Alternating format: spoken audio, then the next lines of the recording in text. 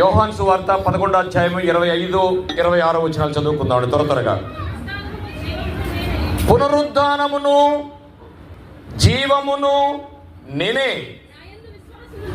నా యందు విశ్వాసముంచువాడు చనిపోయినను ఏమవుతాడండి? చనిపోయిన తర్వాత సజీవుడు అవుతాడా? ఇది చాలా విచిత్రంగా ఉంటుంది కదా.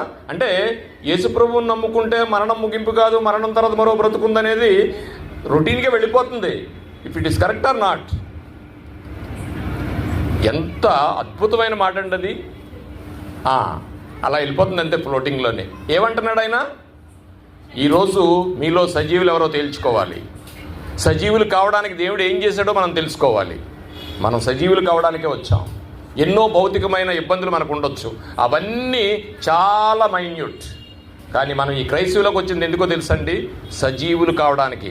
మరణం ముగింపు కాదు, మరణం తర్వాత మరో బ్రతుకుందని దేవుడు మనకు తెలియచేశాడు. అందు గురించే మనం ఇక్కడికి వచ్చాం.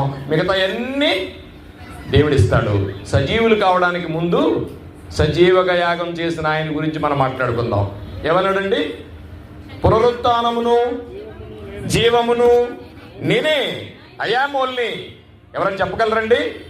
నేనే అనే పదాన్ని ఏ గ్రంథంలో చూపించగలరా? నో, లేదండి. నా యందు విశ్వాసముంచువాడు చనిపోయినను లేచును. ఈ పదాన్ని మీరు ఎక్కడ వినలేరు, చూడలేరు, ఎక్కడ ఏ గ్రంథస్థం చేయబడలేదు. చనిపోయినను లేచుదువు. నెక్స్ట్, ఎప్పుడు ఉంచాలంట ఆయన ముందు? ఎప్పుడు ఉంచాలట? ఇప్పుడు బ్రతుకుతున్నాం కదా మనము. ఈ బ్రతుకులోనే ఆయనందు విశ్వాసం ఉంచాలి.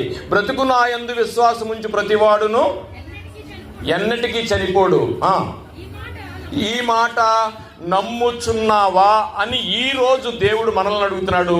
2000 సంవత్సరాల క్రితం ఒక స్త్రీని అడిగాడు.